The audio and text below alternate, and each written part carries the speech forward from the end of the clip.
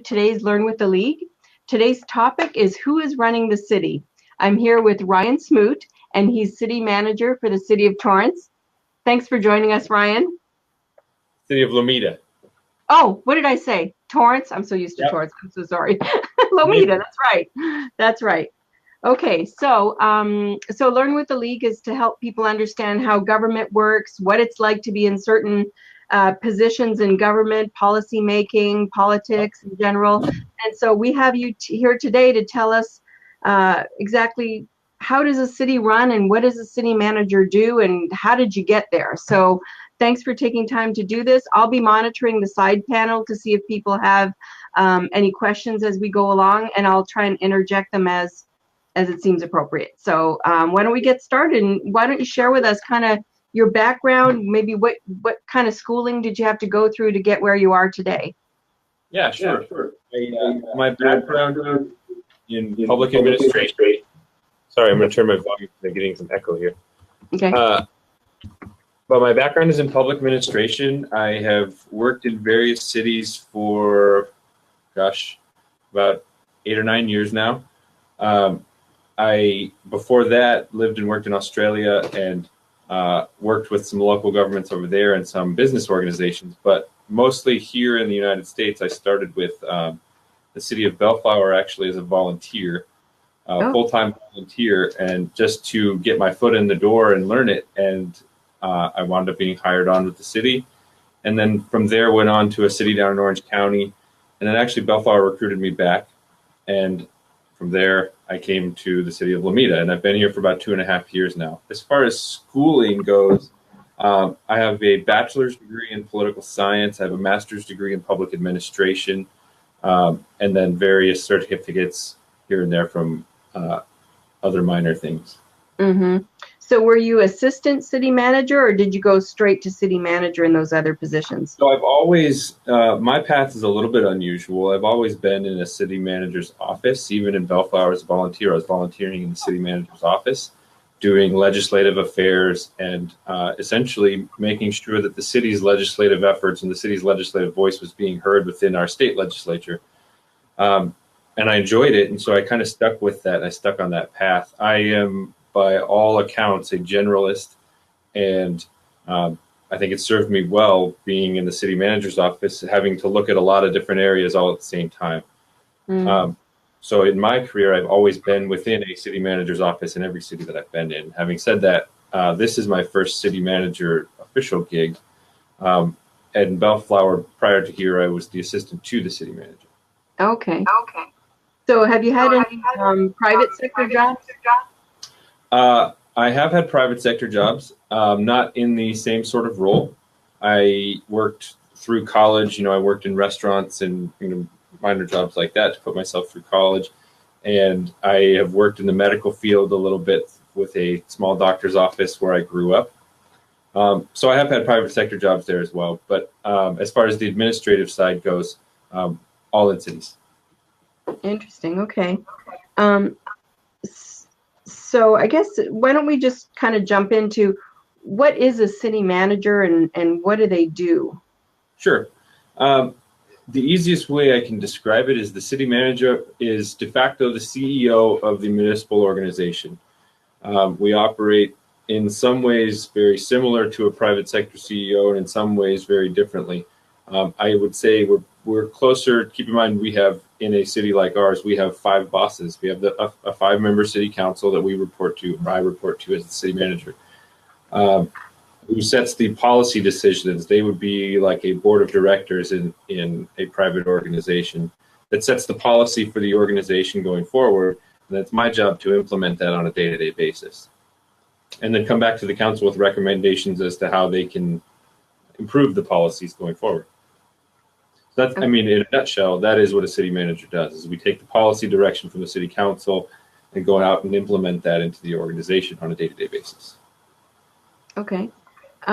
So what kind of department? So you said earlier you're a generalist. So what did you mean by that? Because that probably would help kind of set the tone for what we're going to talk about.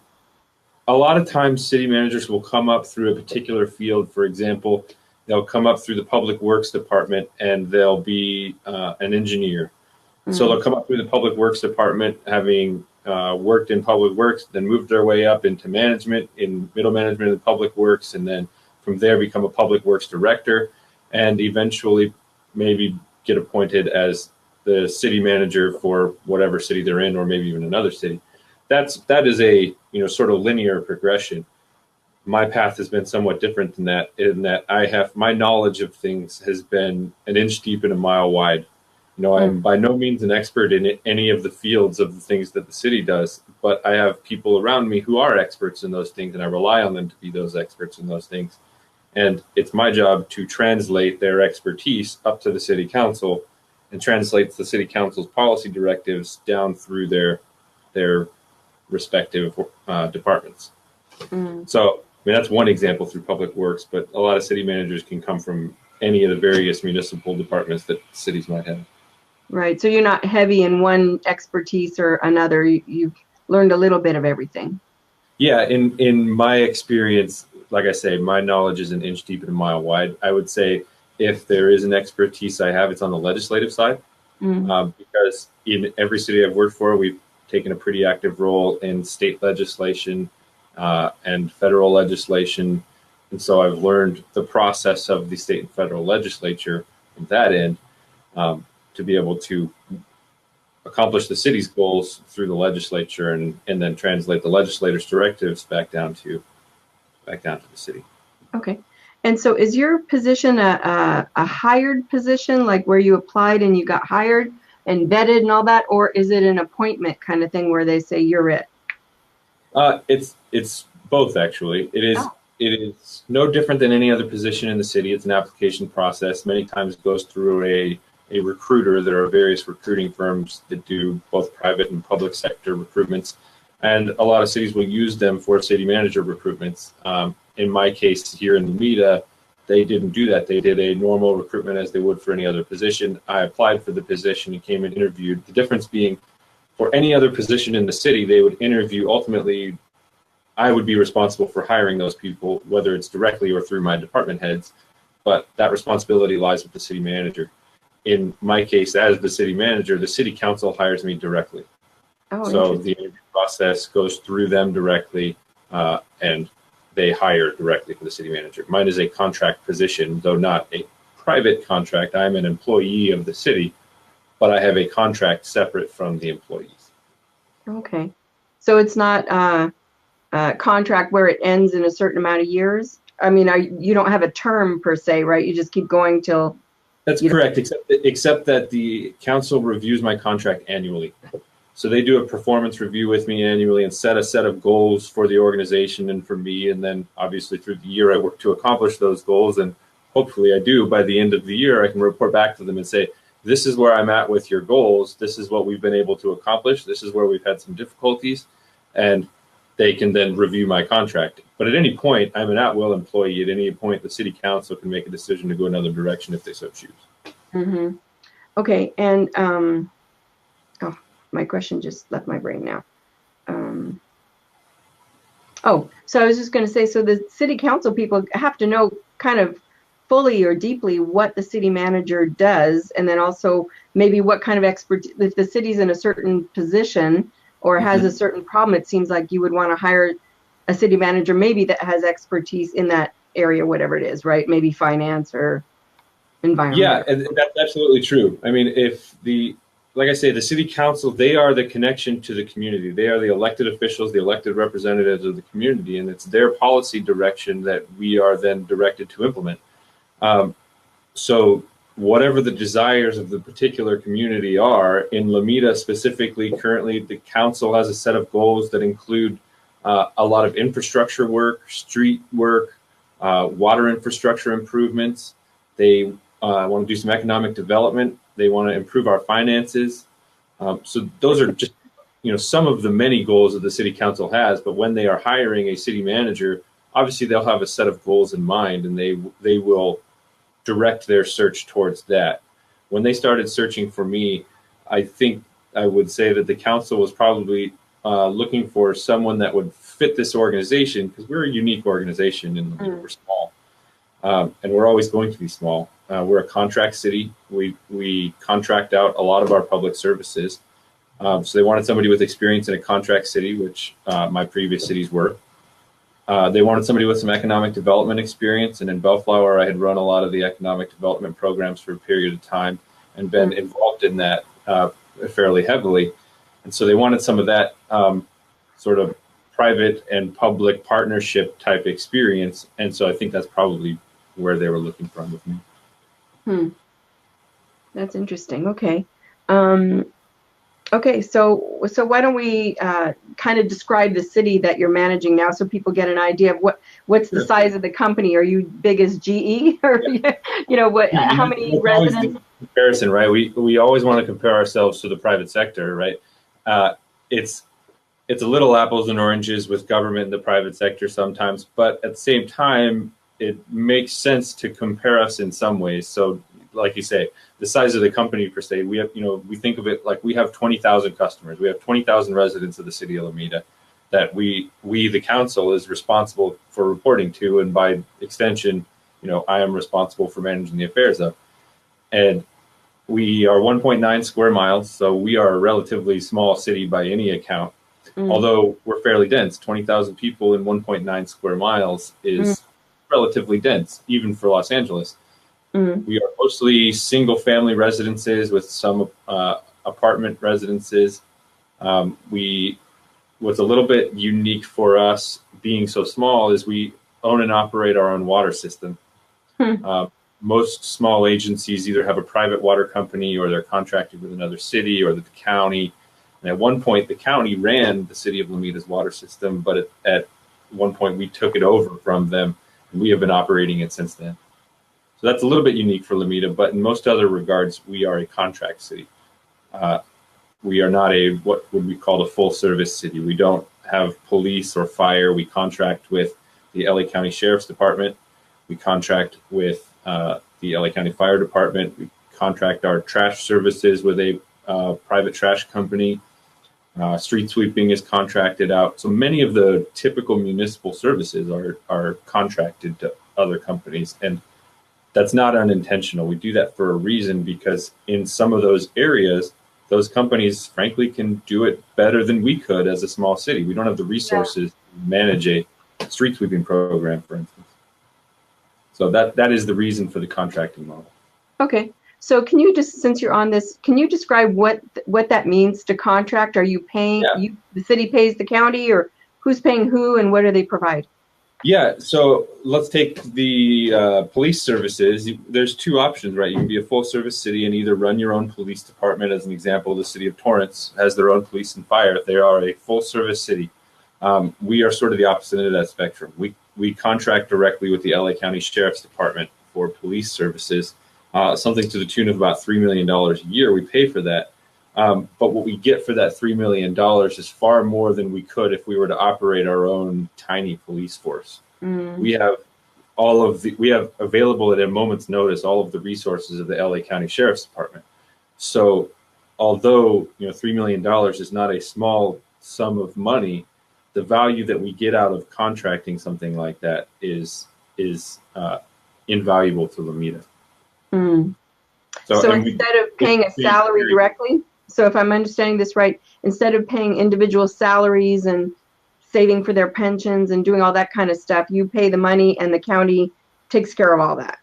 Yep, they are responsible for all of that. So if we were to hire those employees, you hit the nail on the head. We'd be paying all of the expenses that come along with an employee, and salaries and benefits and pensions, which obviously is a big question mark in the public sector, of course, and something that we keep a watchful eye on.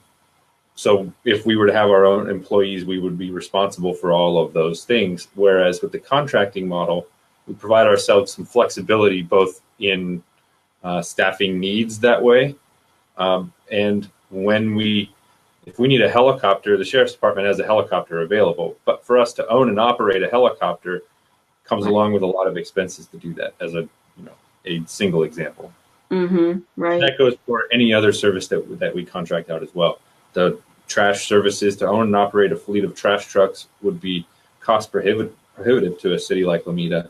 But for a private company that does this for a number of other cities, they can maintain that larger fleet, and we still get the services that we otherwise need to provide to our residents. So we, in effect, we get to pool those services by partnering with the private sector rather than trying to take it all on ourselves. Right, right. That makes sense. So what services, so all the services are contracted? Like, for example, you mentioned the police, the fire.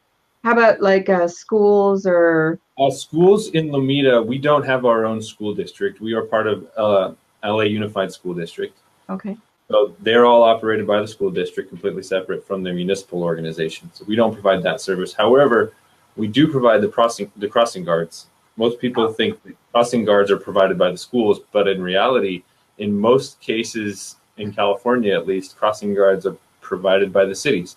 It's an expense of the city in Lomita. It's something to the tune of $75,000 or so that we spend annually just to make sure that our kids can walk safely to school. So for a period of time, we had part-time employees who were City of Lomita crossing guards. And we started looking at some options for that to both provide a better service and maybe save a little bit of money. And we found a company who, that's what they do. They pool their services. They have a pool of crossing guards, and they provide that service to municipal organizations. So we now contract with that company. Huh. So. Okay. And so do you have a hospital there in the city, or? We don't. We have one just outside the city in Torrance. Okay. Okay. And what else are we missing? We got the hospital. I guess that's it, right? The schools, the hospitals. It even goes down libraries. Do you have your own libraries, or are they? We do. We have a library here in Lomita. It is a county library. So the county owns it. They operate it. Our municipal facility here it's sort of three buildings. We have county building and safety, and we have city hall in the middle, and we have the county library on the other side. But it's sort of one complex, if you will. And the county library is owned and operated by the county, and the building and safety services are offered by the county. We actually contract with the county for building and safety services as well. Okay. I mean, the contract model is rather flexible. It can be as much or as little as you want, as a municipal organization decides it should be, to provide the best value to the residents. And here, because we're so small, contracting makes a lot of sense. So are those contracts really long-term, like a commercial lease or something, or are they, how long are contracts? It's typically, I mean, it doesn't really behoove anyone to do, a short-term contract. So we try to avoid a 6-month or 1-year type contract. Typically, most of those things are, most of our service contracts are 3-5 years, something like that. Sometimes for trash, it's a 10-year contract, but we don't want to go too far because we want to ensure that we have an opportunity to renegotiate those contracts. Right. As far as the sheriff's department goes, that is something that we contract for effectively on an annual basis. So we have the opportunity annually to review our level of service with the sheriff's department and add or subtract from our services as we see fit, obviously subject to our budget constraints. So. And so the sheriff, I'm sorry, so the sheriff is LA County or LA City? Whose sheriff is that? LA County Sheriff. So do they have a station there close by, or are they coming all the way from LA somewhere? Yeah, they do. They have a station here in Lomita, actually, on Narbonne, just down the street. And we are lucky enough in Lomita to have the station within the city, though the station also serves some of the hill cities, the Palos Verdes cities up on the hill. But they happen to be right here in the city. So by default, we get a little bit of extra coverage just by sheriff's cars driving in and out of the city. Right. So that kind of works out nicely for us to have that. Yeah. Yeah. So how many departments, since a lot of it is contracted, what's left now what are the types of departments you have there? Yeah, so we have 5 departments in Lomita. We have the city manager's office, obviously, which is sort of administration, if you will. We have administrative services, which is our finance department for all intents and purposes, though they do a few other things as well, like our water billing for our water system. We have public works, which our public works teams oversee both our water system and our streets projects, although we contract out for some of the street work when we have slurry seals that need to be done, or restriping or things like that, we will contract out that work, but our public works team does some of the preliminary work for it. So we have a small maintenance crew that does both water and streets and the preliminary work for our projects in public works. Our public works team oversees also the treatment and distribution of our water too. They also run our engineering department. So when we need to review subdivision maps or review engineering plans, we have an engineering team that can do that. We have a community development department that oversees building and planning and those services that are development related services. So if somebody wants to come in, if anything from a patio cover to a apartment complex, they're the team that gets them started through the process before they go over and pull their permits. They have to go through the council and get whatever approvals might be necessary to get there. The planning team starts them and then oversees them through the building process as well. Okay. Trying to think what I'm missing now. See, I cover community development, admin services, city manager's office, public works. Oh, the most important one, we have parks and recreation. Parks and recreation here in Lomita is something that is huge for us. It's something we pride ourselves on, and this community is kind of known for, is our parks programs. So we have one programmed park in the city, one major park, although we have minor parks at various points throughout the city.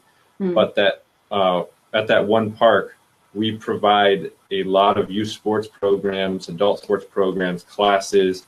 We are known for our dog training classes. Dog training? Dog training classes, yeah. Oh, okay. So our parks programs are a big thing in Lomita, and it's something that the council focuses on, not only for maintaining the services, but also making sure that those services are affordable for our residents. So they actively keep the costs of those services down for our residents, even if it means charging out of city non-residents a little bit more to offset. They want to make sure that our residents have a place that they can use. Wow, that's pretty cool. So how many people are in that department? Oh, geez. It's the vast majority of our part-time staff is in public works and parks and recreation, mostly parks and recreation. Full-time staff, there is a full-time maintenance crew in parks and recreation, as well as administrative crews and the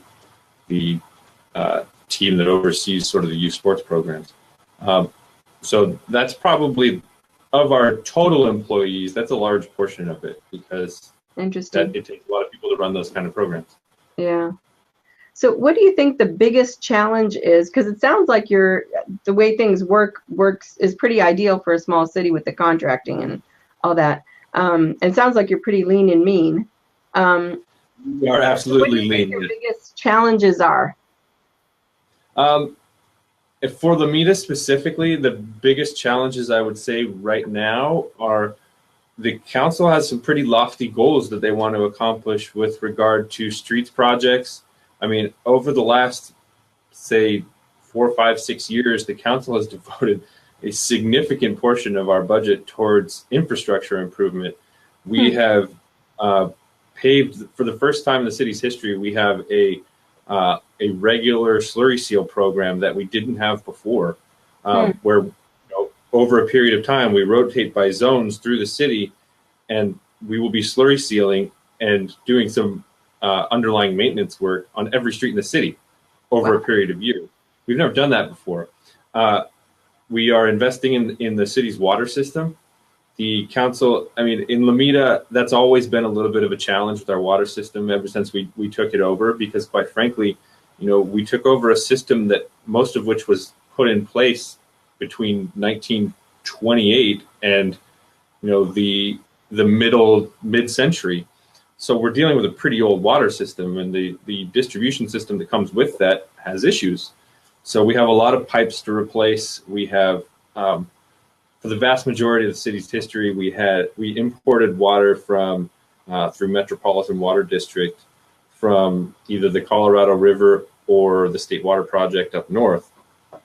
And at some point a few years ago, the city council decided to build our own production facility where we could pump groundwater, which is much cheaper than importing water, and treat that water and provide it out to our citizens. There was some issues when they went through that process, and I think over time we've been able to A, solve those issues, and B, create even better than we thought we were going to be going forward. So the council has some pretty lofty goals in that regard too. We have a significant project coming up where we're actually adding a second treatment program to our production facility to further improve the aesthetics of our water. Although there's no health and safety requirement from the state of California that we have to do that, it's something our residents have been loudly requesting that we take a look at. And so the council heard that and has committed to designing this project to solve some of those issues. So that's probably the biggest issues. It is those infrastructure improvements and finding the funding necessary to do those. I think I'd be remiss if within any organization in California at the moment, we'd be remiss if we weren't talking about pensions. Public pensions are an issue that we have to deal with. I think that is across the board, and Lomita is no different. And we are doing that. I mean, this council has been proactive, and as importantly, if not more importantly, our employees have been proactive over the last few years and have recognized the importance of paying into their own pensions and being responsible for those. And so they have picked up portions of their pensions that they weren't paying previously. And that's been huge for us. The council on the other side has invested significantly into paying down some of the unfunded liability over time that will, over the long term, make Lomita that much more financially viable, sustainable, really. Yeah, because you don't want to have a bankruptcy, right? So, well, I mean that's small no city. I mean, those are small numbers. Seems like you could be swayed pretty. The numbers could swing and be a big problem all of a sudden, right? Yeah, I mean that is the issue with public pensions. That is what a lot of cities are looking at. We have racked up a public debt that is going to be very difficult to pay, and we have to find some solution to fixing that and creating a solvent system, not just so that the city can be solvent. We can't just do that on the backs of employees. We have to also do that from the city's perspective to ensure that the promises that we've made to our employees we're able to keep so that they are able to plan for their futures. So it's a delicate balance, right? I think over the long term, the city of Lomita has done a fantastic job, both from the council perspective and from the employees, of recognizing that and coming to the table and finding some solution. So was that a negotiated thing that the employees agreed to start contributing and maybe scale back what the city's responsible for? And was it that kind of thing? Yes, it is. It is negotiated. Like I said, in the public sector, we're a little bit weird, frankly, and a lot of those things have to be negotiated. And in some ways, we're actually limited as to what we, from the city perspective, how we can mitigate those costs going forward. We're a little bit limited. Yeah. A lot of cities right now are going to the state and saying, give us the tools we need to solve these problems. Give us the flexibility we need. And they have done that in some regards. A lot of cities, including Lomita, have gone to a tiered structure whereby, your employees that are sort of grandfathered in, they have, one pension formula.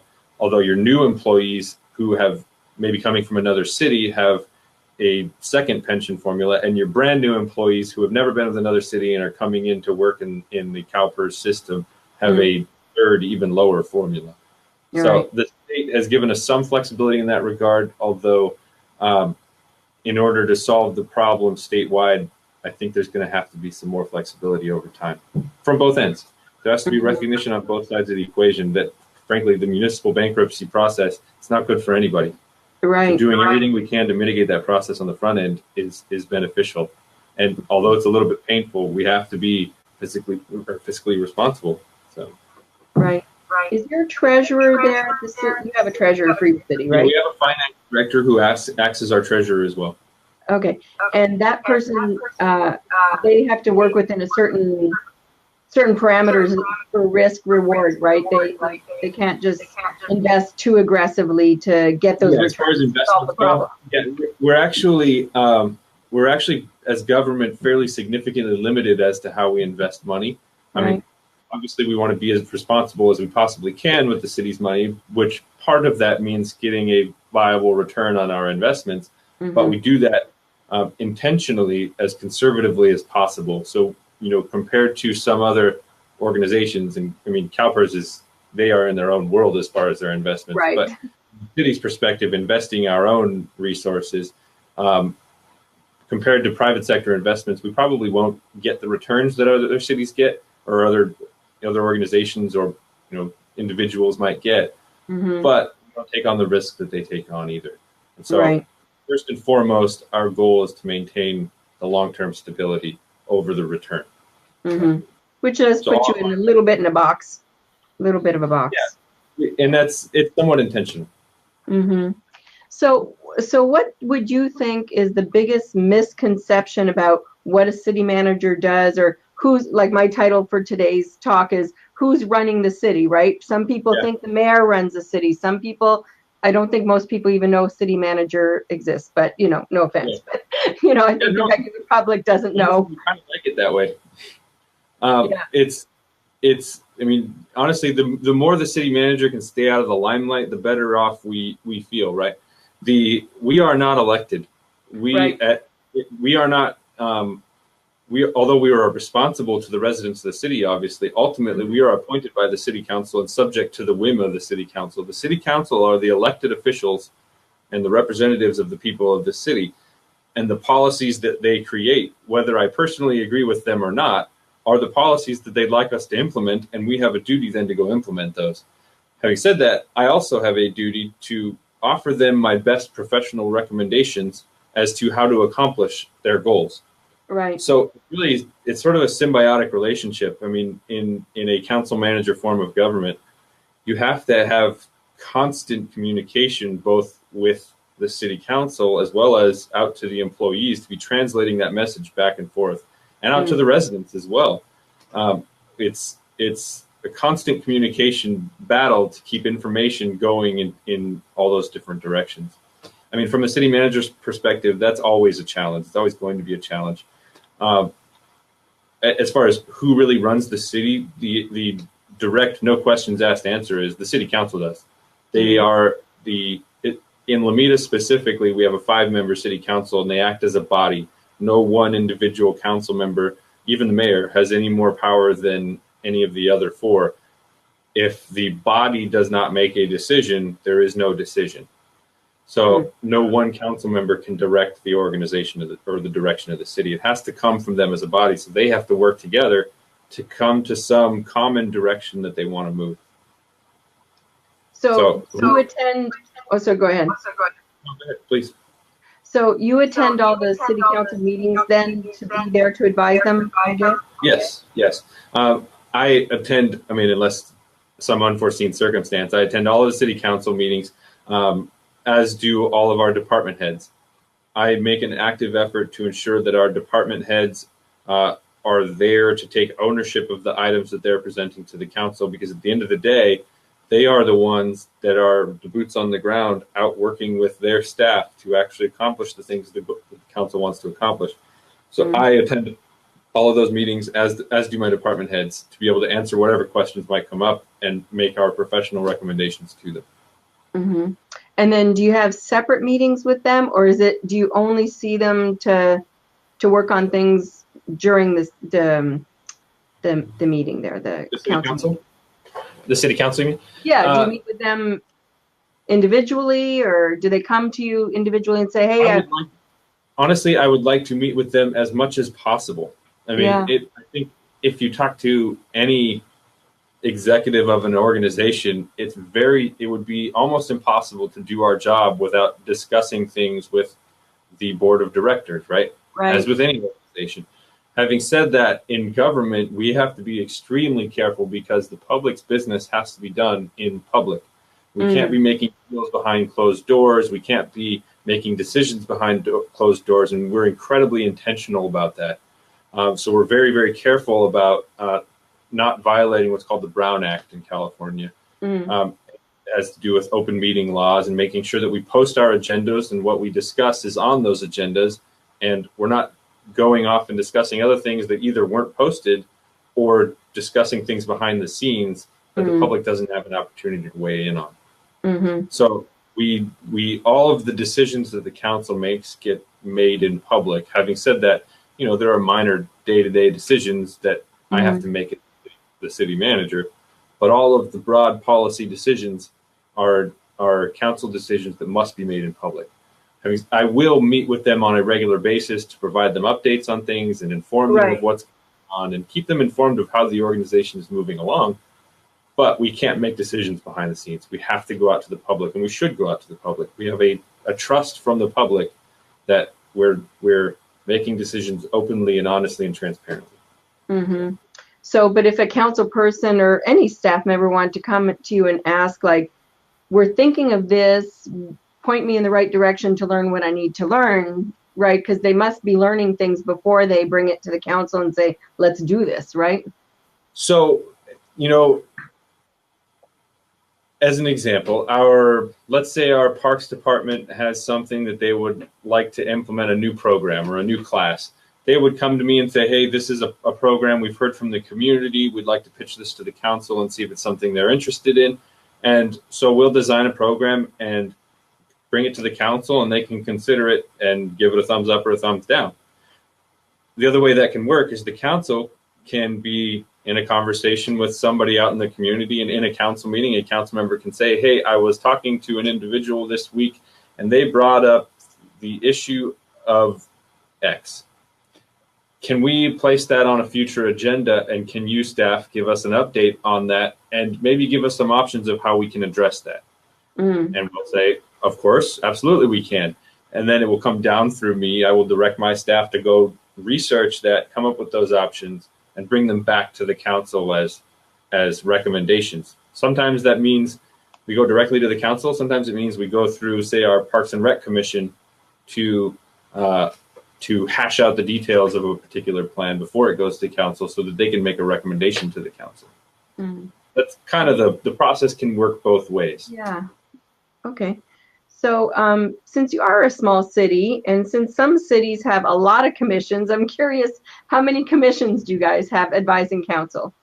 Yeah, we have not as many as most cities, to be honest. We have a planning commission, which most cities do, and they do the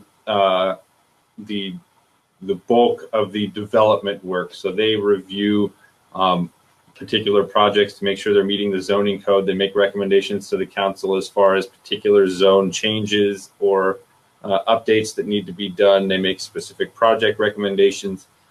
They are sort of the nitty-gritty of the development side and the planning side before things go to the council. We also have a Parks and Recreation Commission that is somewhat less formal, but makes recommendations to the council about parks programs and parks maintenance and park space. If we're adding a new park and what features need to be in that park, that would go through the Parks and Recreation Commission for review before it goes to the council for approval. We also currently have a Railroad Museum Board that oversees they're a Railroad Museum Foundation Board. We have a nonprofit foundation that raises money for our Railroad Museum that we have in Lomita. And we have a city council appointed board that oversees that. Having said that, we're actually shifting the way they operate and sort of separating them from the city. So they are an independent 501c3 nonprofit organization with their own bylaws and articles of incorporation and all of those things that will then assist the city with the operations of the museum as necessary through agreements. So we're shifting that a little bit. Can I ask, why did that happen? Why did they separate out? Is it better to be a 501c3? I think, to be perfectly honest, I think it's to provide a little bit of clarity on the funding for things that go between that go on at the Railroad Museum. I mean, we as the city, we own the museum, we operate the museum, we pay the staff for the museum. The foundation board raises money to support those efforts and support projects at the museum. And so at the end of the day, they really are a separate nonprofit organization.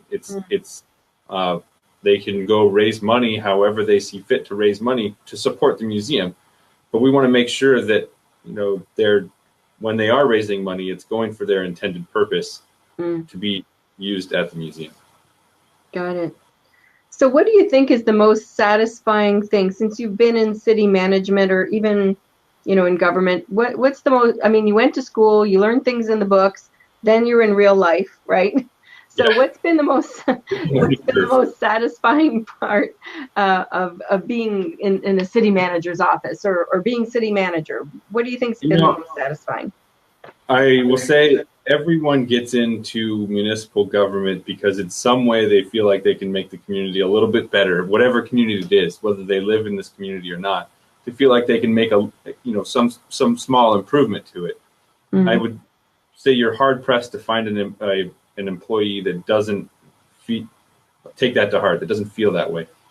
Uh, for myself, I enjoy doing what I do because, quite frankly, I don't like sitting still. I don't like doing the same thing every day.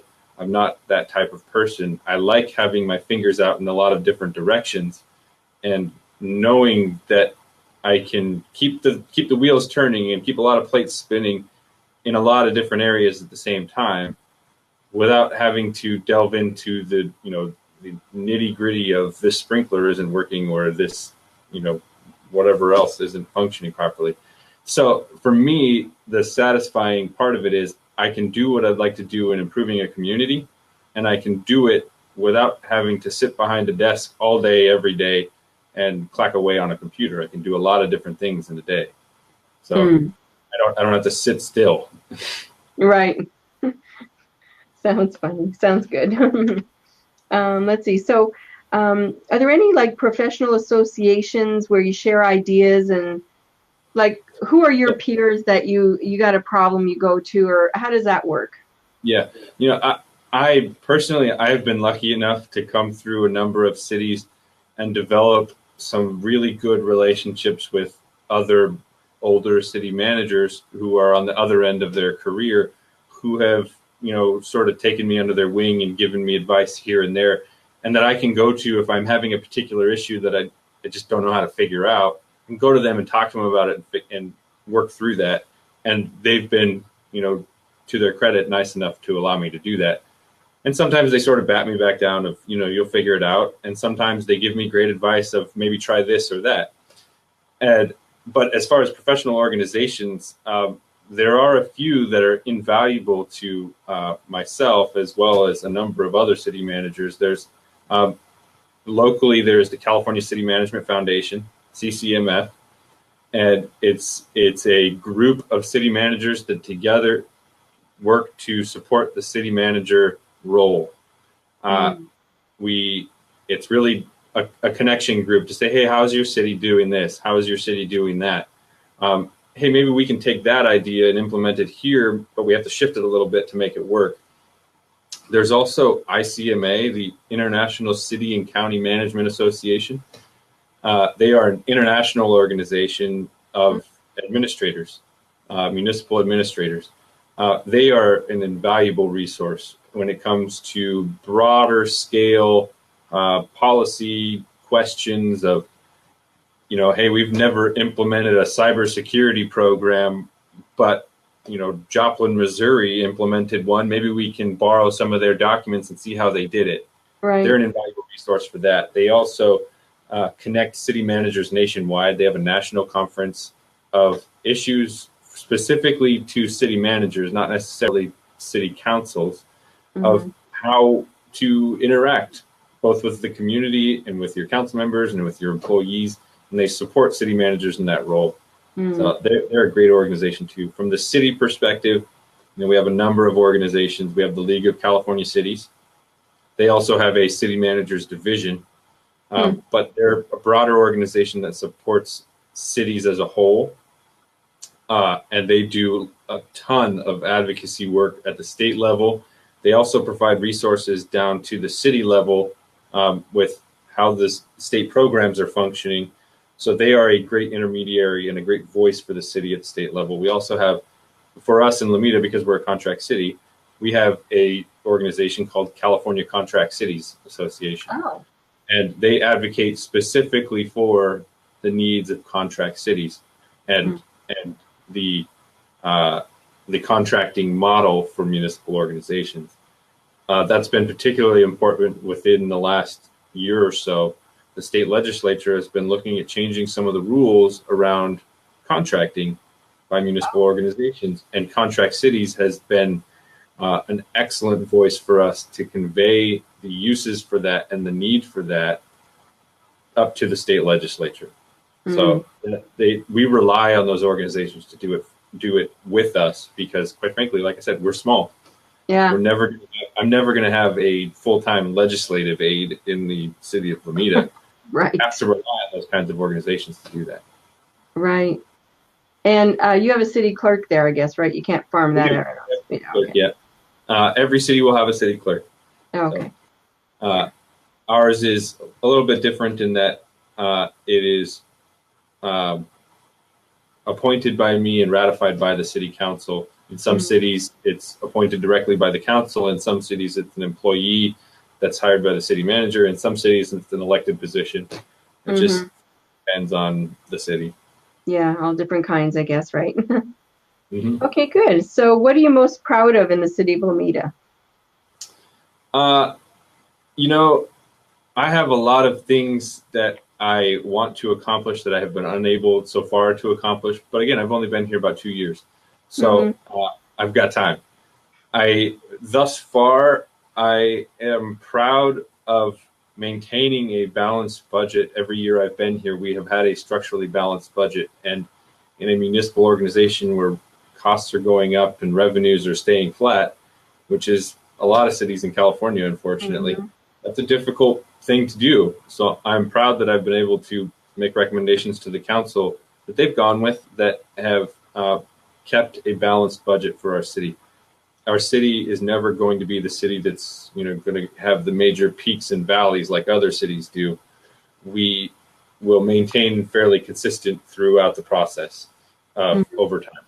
So we're never going to have huge financial problems. We're never going to have huge boons and pools of money sitting around. We're going to be somewhere in between, which I think is a good place for a city to be. That's how we should be.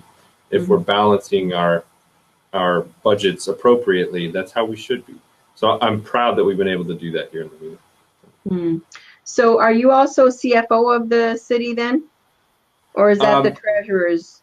That would be she's our administrative services director, and she also acts as our treasurer. That would be kind of her role, to be that chief finance officer.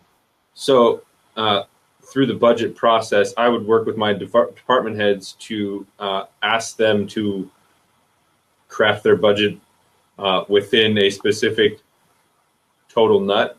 And then we would work back and forth from there on a department level. And then the finance director and I will work to make sure that we fit all of that into our long-term projections for revenue and expenditures, and make sure that we're presenting an overall budget that is structurally balanced. And is your budget yearly, or is it one of those that's every 2 years, or how often do you get it approved? Yeah, we are on an annual basis here in Lomita. I have worked in cities that were a 2-year budget, and I've worked in cities that do an annual budget. Some cities do more than that. Some cities go all the way to doing 5-year budgets, which I think presents some issues. Yeah. Although, it's a lengthy and frankly tedious process to develop a budget that's that large. I mean, we're talking about a $25 million budget. That's a large budget to develop on an annual basis. Yeah. But what that gives us the opportunity to do is regularly revise our projections so that we can ensure that our budget stays balanced over time. So there's upsides and downsides. It's a lot of work for our finance team, but at the same time, it provides us some continual flexibility over time. Yeah, I would think so. So if we have people listening that wonder what would be my best route to become a city manager, let's just say we have some people from El Camino's poli-sci departments that watch these videos and do whatever. So if you had advice for a young person about, this is one of the jobs they could consider, what would you advise them to do? Like now that they're graduating high school or just getting into El Camino, what would you advise them to do to have a career in this field? Number one, I would say start working in the field. Even if you're in college and you want to work part-time, Start looking at parks and recreation departments. Expose yourself to what it means to be a municipal employee. Mm. We are, frankly, just different than the private sector. The public sector is its own beast. We are the consummate service organization.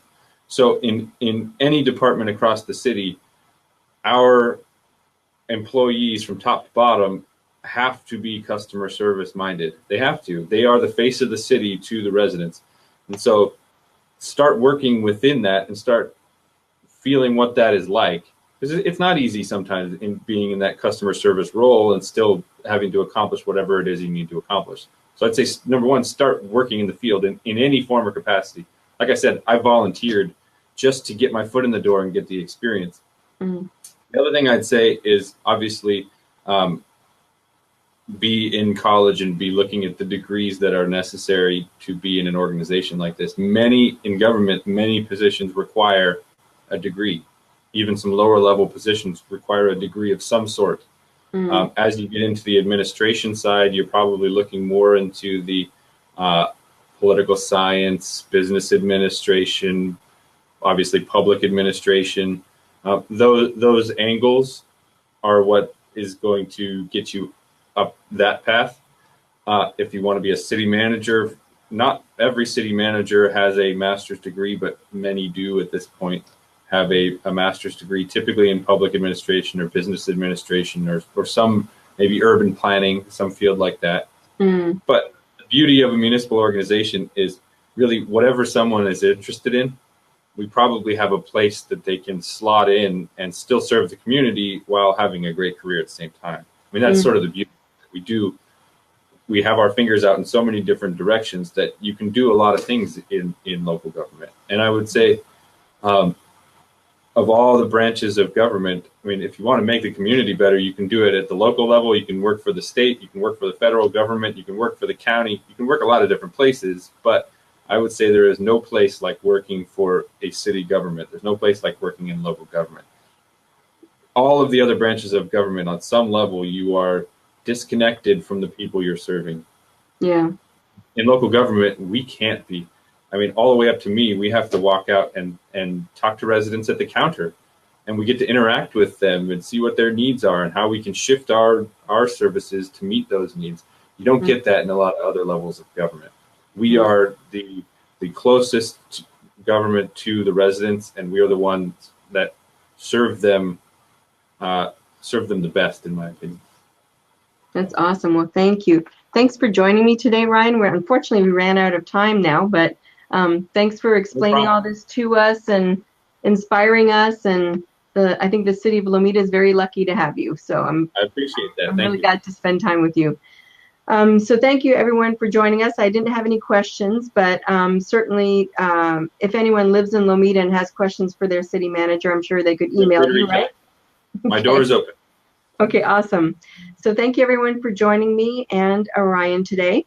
Our next Learn with the League is going to be with Michelle Chambers. She's Senior Field Deputy for Assemblymember Mike Gibson, and she's going to explain what it is to be out in the field representing everyone in a certain assembly district, and especially being the face for Mike Gibson when he can't be everywhere all the time. And so she's going to be interviewed on June 14th at 5 p.m., so I hope you join me for that. And that's it for this week's Learn with the League. Thanks so much, Ryan, for joining me again. Appreciate it. Thank you. Okay, have a great week, everyone.